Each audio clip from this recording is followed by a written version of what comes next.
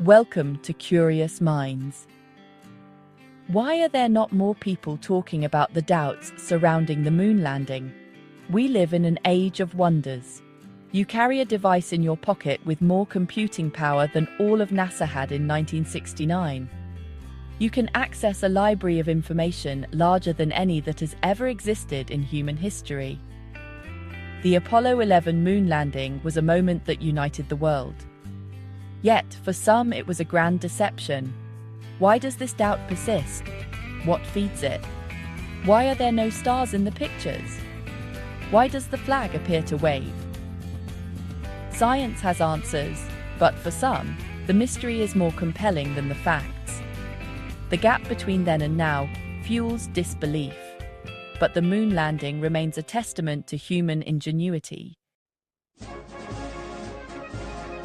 The moon landing happened in the shadow of the Cold War, a time of intense rivalry between the United States and the Soviet Union. The space race was a battle for global supremacy, not just exploration. The Soviets led early, launching Sputnik and sending Yuri Gagarin into space. President Kennedy's vow to reach the moon was a direct challenge. Some believe the pressure to win was so great, faking the landing became an option. Distrust in government fueled conspiracy theories that still persist today. Yet, the Soviets never exposed a hoax, leaving the debate alive. Just 1 year before Apollo 11, Stanley Kubrick's 2001 A Space Odyssey changed how we imagined space travel. Its realism was breathtaking. The film's special effects were so convincing, some believed Kubrick helped fake the moon landing. Conspiracy theorists point to clues in his later films, like The Shining, as supposed confessions. But the real power here is film's ability to shape our reality. Sometimes fiction feels more real than truth. In the end, the simplest explanation is usually right. We went to the moon because we went to the moon.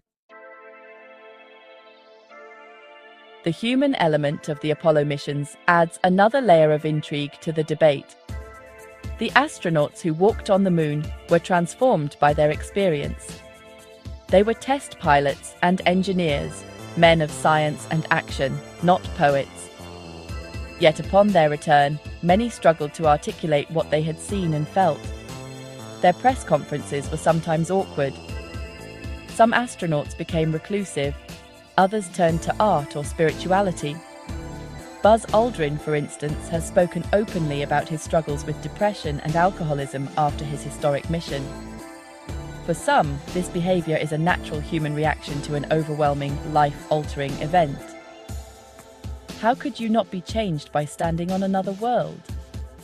However, for conspiracy theorists, the astronauts' reactions are seen as evidence of psychological trauma from participating in a massive lie.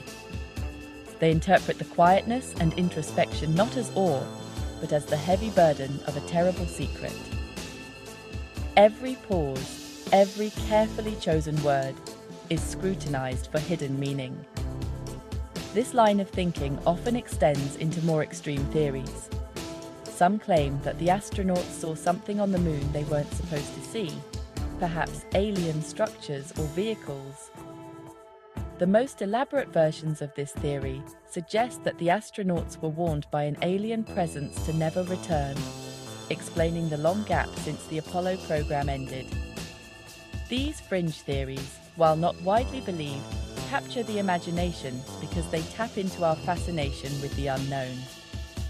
The moon itself is an object of mystery. It is a strangely large satellite for a planet our size, and its orbit is nearly perfectly circular. Recent discoveries have even found water ice in permanently shadowed craters at its poles. These scientific curiosities are sometimes woven into the fabric of conspiracy, suggesting the moon is not what it seems. Perhaps it's an artificial object, a hollow observation post, or a base for extraterrestrial visitors. These ideas move beyond a government hoax and into the realm of cosmic cover-ups. The simple fact that no human has set foot on the moon since 1972 is perhaps the single biggest factor that keeps these stories alive.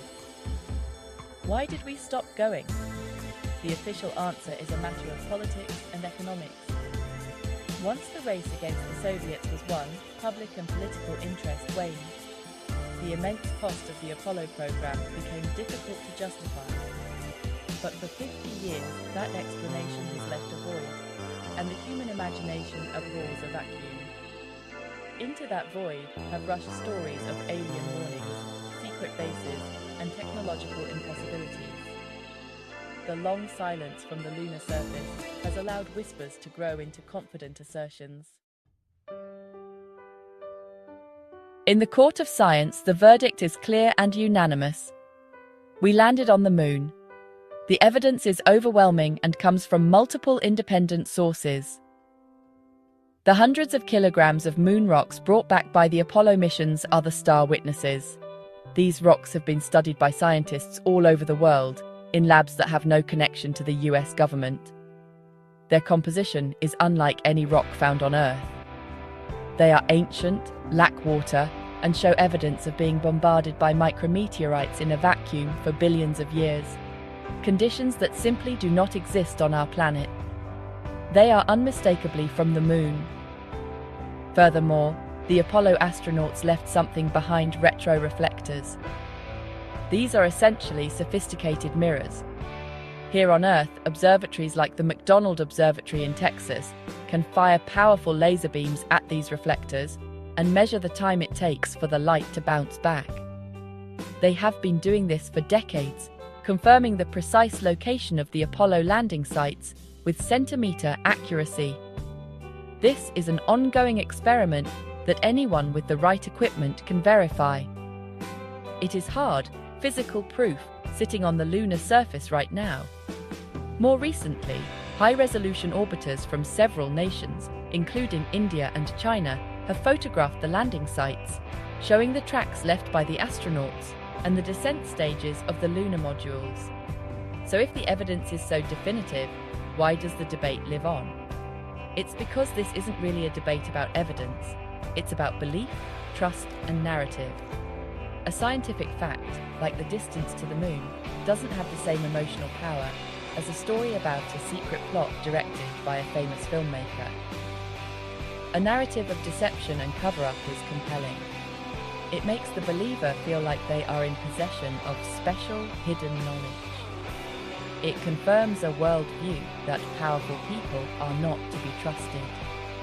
In the face of such a powerful story, facts and evidence can seem dry and uninteresting. What then is the future of this debate? Humanity is poised to return to the moon.